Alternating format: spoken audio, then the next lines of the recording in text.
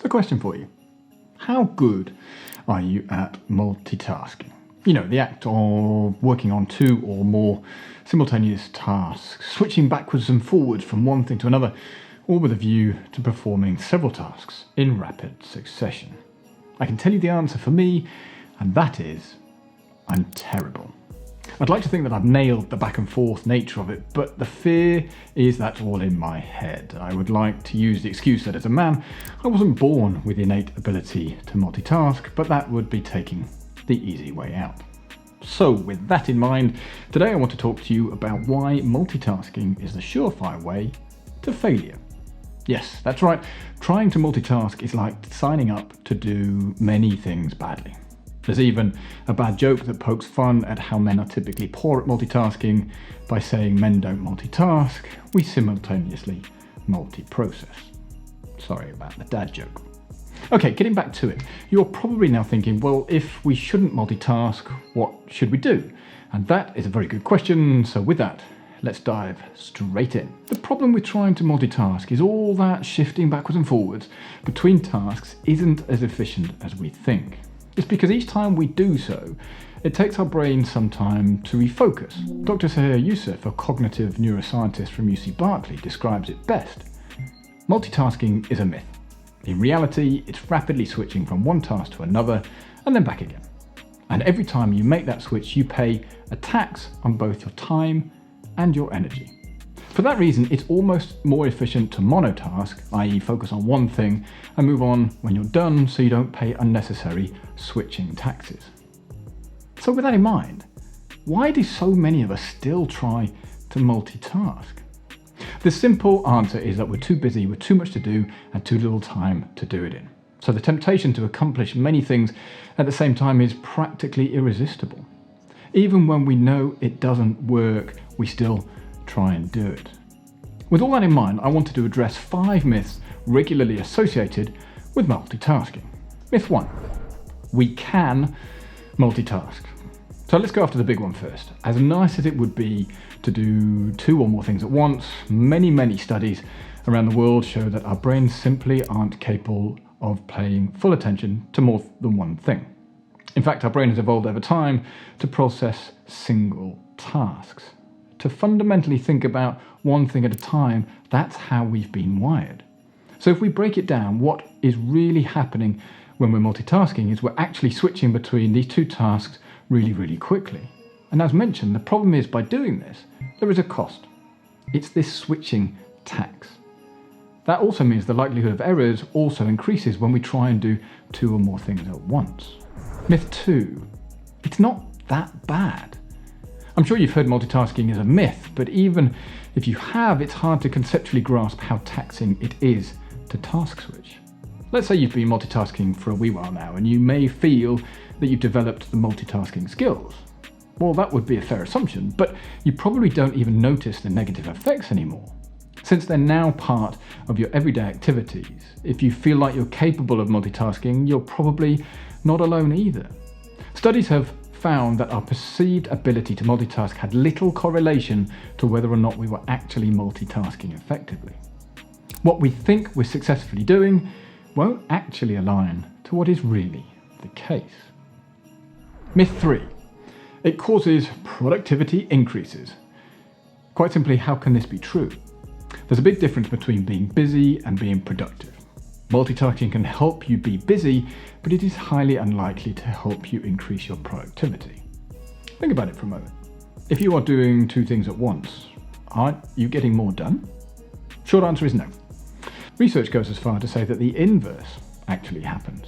This switching tax, of which brief mental blocks are a consequence, can cause a 40% reduction in your productive time. This is all because it takes mental effort to switch between tasks. At the end of the day, nothing is free. So whichever way you look at it, multitasking affects your ability to get work done efficiently and effectively. Myth 4. There are different types of multitasking. This may not be as obvious as you think, because I've heard people talk about different types of multitasking, whilst not actually different.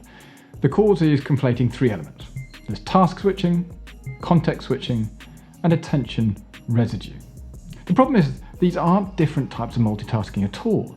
They're actually cause and effects elements that lead to ineffective multitasking. Because let's break it down.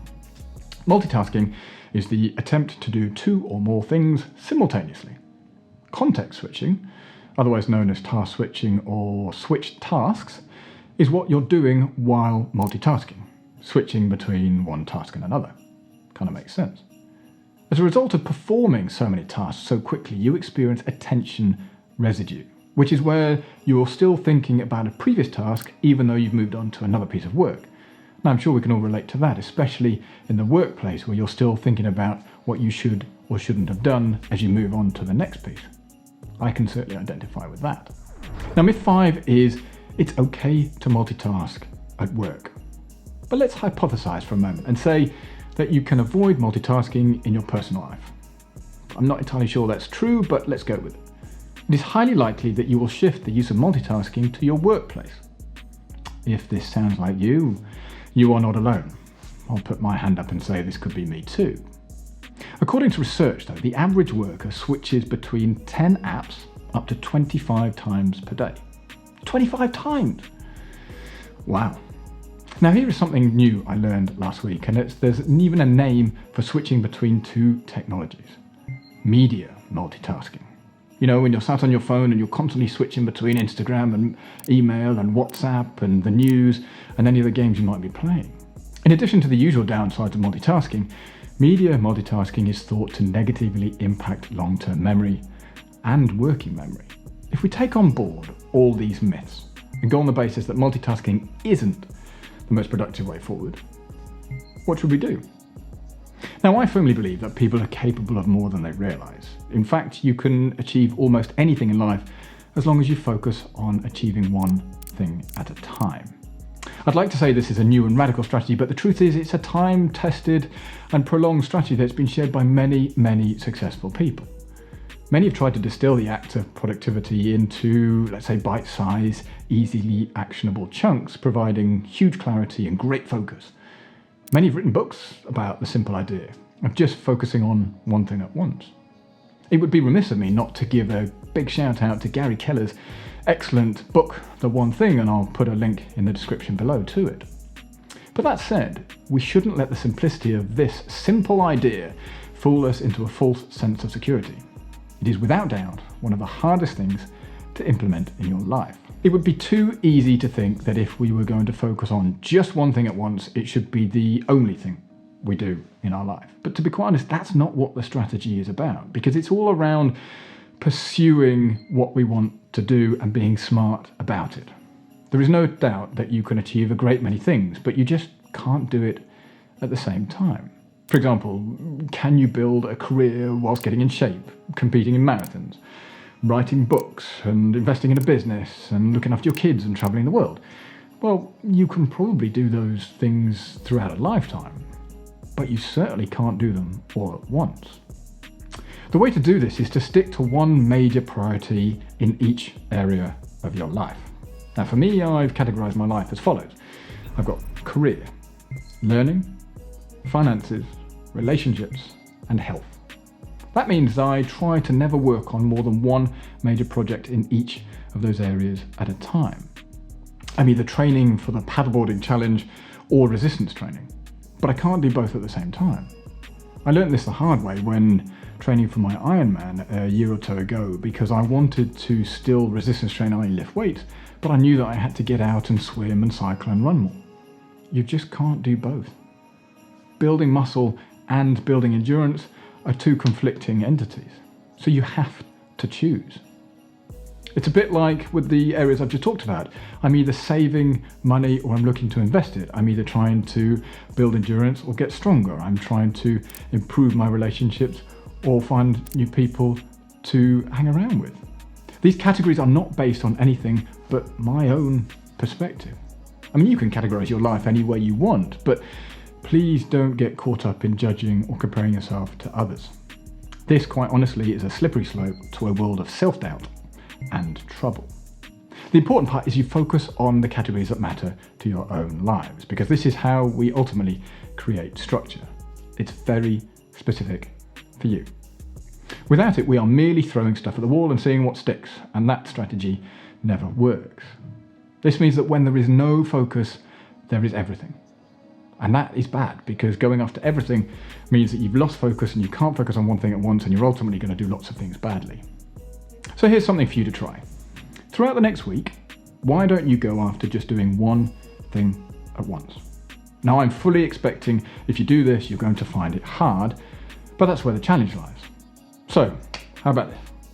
Go for a walk or work out without listening to any music or podcasts or audiobooks.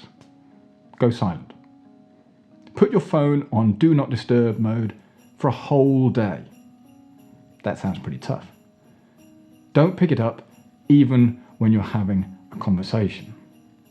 When you are working, focus on a single task at a time. So when you're in a meeting, don't check your email. Don't instant message somebody. Don't check your phone. Be present. In my training as a life coach, we talk about presence and active listening. You cannot active listen and be present in the moment if you're constantly doing other things. It's all about being less distracted. That's all. And you can do this all through practice, but you can only do it by doing one thing at once. And that's it. I hope you found this useful, and if you did, please do check out this video here where I talk about why you should not tell anybody about your goals. But with that, have a great day, and I'll see you all in the next video. Cheers.